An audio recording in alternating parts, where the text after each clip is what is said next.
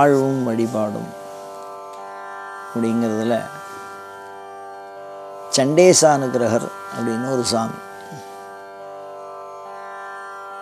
சண்டிகேஸ்வரர் அப்படின்னு சிவன் கோயில் எல்லாத்துலேயும் கோமுகத்துக்கு பக்கத்தில் வச்சுருப்பான். கோமுகம்னா அபிஷேகம் ஜலம் விழற இடம்.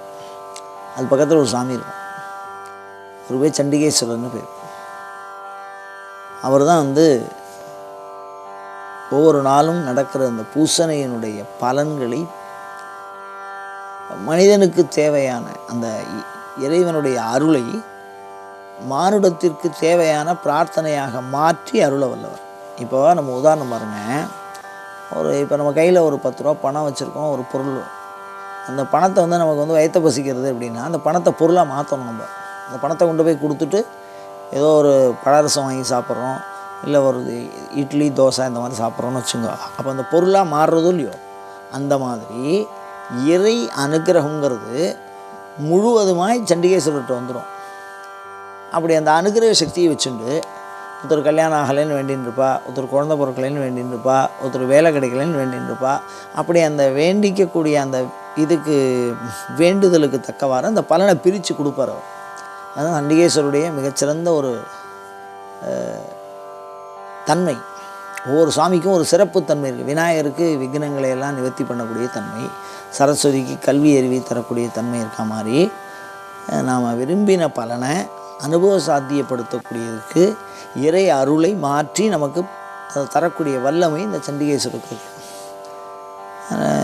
சண்டேசானுகிரகர் அப்படின்னு இவரை பற்றி ரொம்ப விலாசமாக சொல்லியிருக்கேன் ஆகமங்கள்.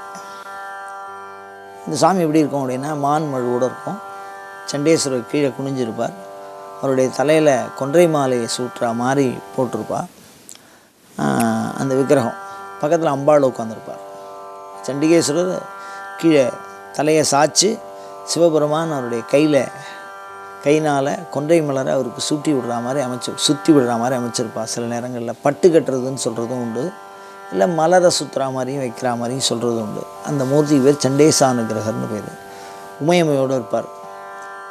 இந்த மூர்த்தியை நம்ம தரிசனம் பண்ணுறதுனால என்ன பலன் அப்படின்னு சொன்னால், சிவன் அருளை நமக்கு வாழ்வியல் பயனாக மாற்றி நாம் என்ன நினைக்கிறோமோ அதுவாக மாற்றி தரக்கூடிய மிகச்சிறந்த மாண்பு இந்த ஒரு மூர்த்திக்கு உண்டு.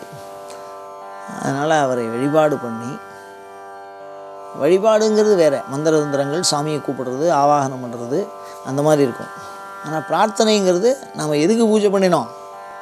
இவ்வளோ தூரம் கஷ்டப்பட்டு அலங்காரம் பண்ணி நைவேத்தியம் பண்ணி பூஜை பண்ணோம், எதுக்கு பண்ணுறோம்? நமக்கு அந்த பலன் ஏதோ கிடைக்கும் அப்படிங்கிறதுனால தான் நான் சொல்லியிருக்கா.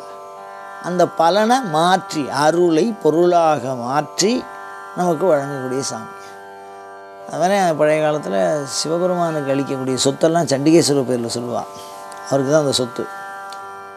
அப்படிப்பட்ட அந்த சாமியை வணங்கி சிவ தியானத்தை, சிவனை பற்றிய நினைவை தொடர்ந்து நாம் ஏற்படுத்தி கொள்ளலாம். சிவபக்தியை ஏற்படுத்தி கொள்ளலாம். அது வாழ்விற்கு மிக உயர்வான பலனை, நாம் எண்ணிய பலன் அனைத்தையும் தரவல்லது சிவத்தியானம். அந்த சிவத்தியானத்தை அருள்பவர் இந்த சண்டிகேஸ்வரர், சண்டேசானுகிரகர். அவரை வணங்கி அந்த பலனை பெற முயல்வோமாக.